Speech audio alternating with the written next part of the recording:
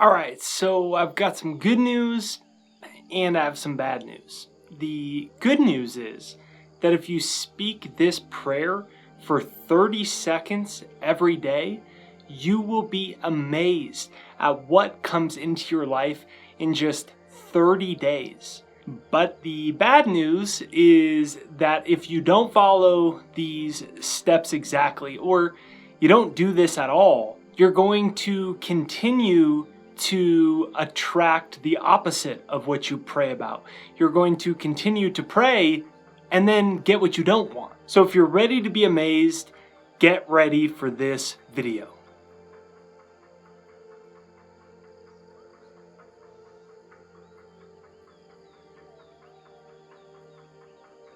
So welcome, my beautiful friend. If you're new here, thanks for being here. If you're a returner, thanks for coming back. If you are a returner and you haven't hit the subscribe and bell notification yet, please do so right over there. The bell notification is what notifies you for new videos. And I have a free success hypnosis. It's jakeshypnosis.com.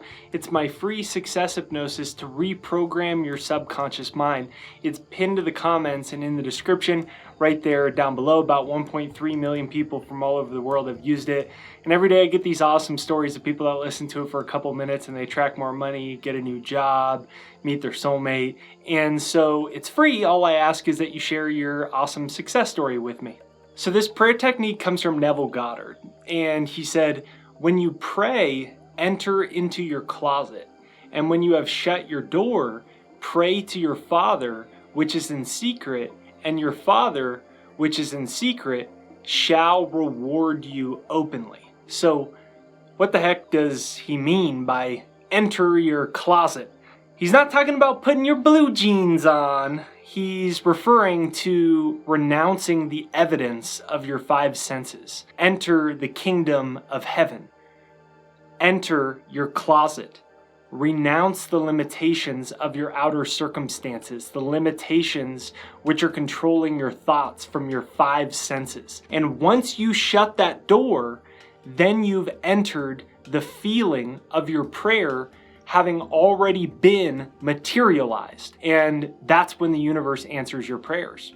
Neville goes on to say that prayer is not so much about what you ask for as how you prepare for its reception. As you prepare for its reception. And it's said another way in Mark 11:24 of the Bible. It says, therefore I say to you, whatever things you ask when you pray, believe that you receive them and you will have them. We've all heard that, right? And they aren't just like cute little words, although, aw, those words are so cute, they're cute words. But they're a little bit more than that. And Neville Goddard summarizes that so well in his previous prayer that we just said. Prayer is not so much what you ask for as how you prepare for its reception. So before we go any further, just take a deep breath in and out, in through your nose and out. And as you breathe out, feel your body relax and put a smile on your face. The universe, your whole life has brought you to this very moment, to this video. Maybe you've been praying for what you want, it hasn't happened. Maybe there's things you wanted and they haven't happened yet in your life. It's all good. This is the moment. After using this prayer technique that I'm about to give you, that'll only take 30 seconds. After you do this every day for 30 days, your life will never be the same. So take a deep breath in and out, keep smiling, and know that everything is about to change. You are watching this video for a reason. So what is this all saying about prayer?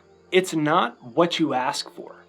It's how you ask for it. And whether you're in the mindset of receiving it. If you've prepared to receive it mentally. Or if you're still begging for it, if you're still hoping for it, if you're still waiting for it. And that's why in Matthew 13:12 it says, for whoever has, to him more will be given, and he will have abundance. But whoever does not have, even that which he has will be taken away from him. So let's break that down. When I was a kid, I actually thought that I grew up essentially kind of atheist as a kid. And I thought that quote in the Bible, which is obviously one of the more popular ones, I thought it meant there was a vindictive God that just favored people that already had a bunch of stuff. Like it was judging us and mean to us. The truth is, I didn't understand it at all, and my life changed once I finally grasped it. So what is it saying there? That it's not what you ask for, but how you prepare for it. Matthew 13:12, to those who have, more is given. They will have abundance. What does that mean? It means that they already have prepared to receive it. They're not asking for it. They're not begging for it. They're not hoping for it. They're not wishing for it. They're not waiting for it. They aren't even wanting it. They already have it in perception, in spirit, in feeling, and in consciousness, which means basically you can, for instance, you can want money, you can ask for it, you can pray for it, you can beg God for it, but if you're not actually in the consciousness of having abundance, then you're not prepared to receive it. To those that have, more is given.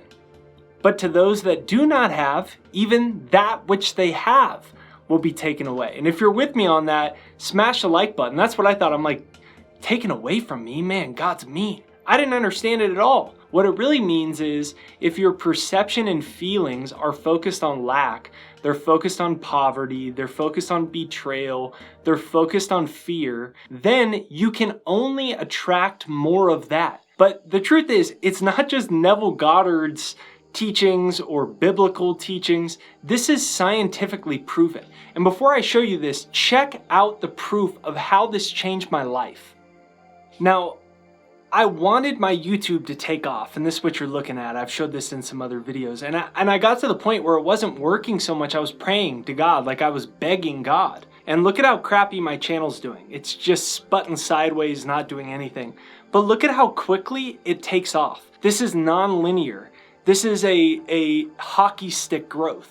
The success didn't go from A to B. When you use this prayer technique, you don't go from making $20,000 a year to $22,000. You go from 20 to 40, 20 to 80. You don't go from 5 relationships in a row not working out to another one that's okay. No, you go to attracting your soulmate. You don't go from A to B, you go from A to Z. Look at this shift.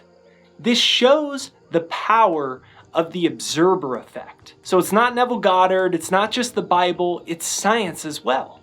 So the observer effect is one of the most famous studies in science, and they showed that atoms, which are of course the physical building blocks of matter in our universe, that they're actually energy. And crazy enough, an atom is actually 99% empty space. A physical atom that makes up your wall or the chair you're sitting on, it's 99% empty space. Because it's just energy vibrating at such a high speed that it appears to be empty space. But even crazier, they found that subatomic particles, which are the particles even smaller than atoms, you cannot see these things unless you got a very powerful microscope. And those things, they make up physical atoms, which make up physical matter. Well, they are actually sometimes physical and sometimes they're non-physical, if that's weird enough to perceive.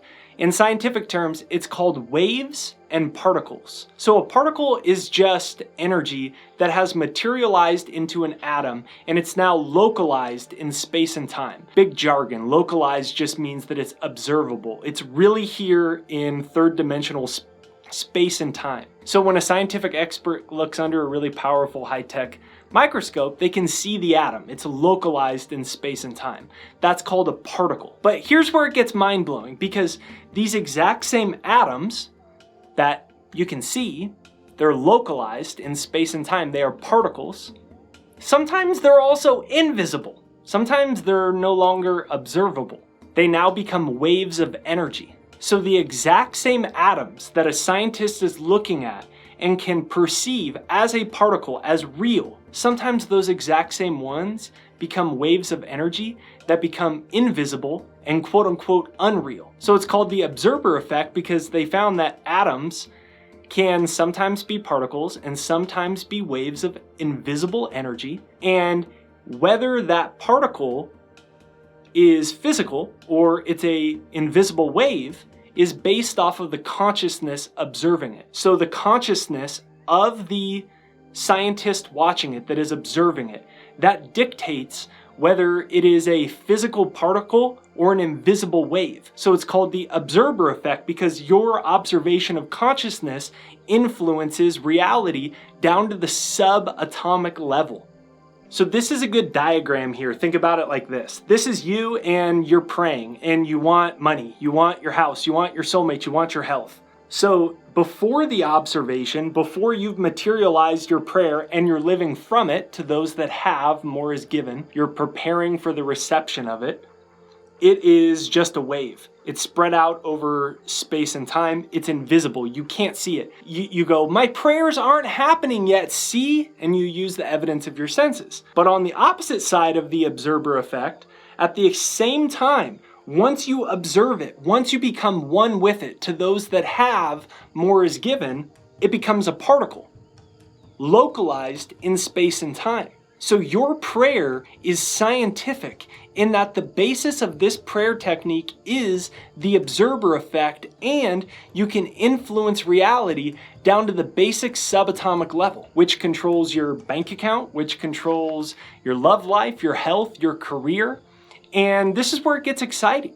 And now it's time to make the magic happen. So if you're with me, smash the like button on this video, comment down below, I create my reality. You create your reality from the subatomic level. So now let me show you how to do this very simple prayer technique in only about 30 seconds. So let's start with Neville Goddard's most famous quote. Assume the feeling of the wish fulfilled. So the question is, what does he mean? What he means is that you have to possess what you want in your own feelings, in your own nervous system. Then it's going to manifest itself in your life because your consciousness, by doing that, influences reality down to the subatomic level. So you begin your prayer by saying, and I quote, exactly like this: thank you for hearing me. Thank you for blessing me with everything I could ever desire. The money, the love, the businesses, the relationships, the health, the happiness. I am so grateful I possess it all now. So you say that to yourself a few times till you enter the spirit of it. And then you can insert your specific desire by impressing the picture upon your own imagination. Imagination is how you activate the observer effect and influence your reality. So the best way to do this is just to print out a photo of what you want. For me, it might be 1 million YouTube subscribers. You might print a photo of a cabin, of a car, print a photo of relationships, of health, of your dream house, and then put it on your lap or hold it in your hand when you sit down. And if you can visualize clearly, you can close your eyes and then you can imagine seeing the printed photo on the screen of your mind. But if you can't visualize, keep your eyes open and just look directly at the sheet of paper. So pretend this is my dream cabin. I'm looking directly at it. And then I'm going to repeat, thank you for hearing me. Thank you for blessing me with everything I could ever desire. The money, the love, the businesses, the relationships, the health, the happiness. I am so grateful I possess it all now. And after you repeat that, you take a nice deep breath in and out. Now, pretend that you're playing a body language game with the universe, and the universe is waiting for you to prepare to receive it. So if you knew you were receiving the money, if you knew you were receiving the house, the car, if you knew you were about to heal your health, if you knew you were going to meet a new awesome friend, if you knew you were going to meet your soulmate, if you knew you were going to go travel around the world first class, if you knew whatever it is that you wanted, if you knew it was coming, how would you behave? You'd smile, right? Because you knew it was coming. You'd be excited. You'd be happy. You'd be grateful. You'd be like, thank you, universe. Thank you, thank you. So while you're doing this, mirror that. And the best way to do that is with your body language. So it starts with a smile. So as you're repeating the prayer, which I'll put up again in a moment, as you're looking at the photos of what you want, you're smiling. You just got a nice smile on your face. What is that? That is sending to those that have, more is given. That's using the observer effect to start to associate the pictures of what you want with the feelings of joy, happiness, being that you already possess it. Then it goes to your feet. Then it goes to your spine. Would you be curled up like, oh? No, you'd be like this. You'd be up straight. Your spine is the gateway to the universe. It's the energy tunnel to the universe. You'd be sitting straight up. Your shoulders would be relaxed.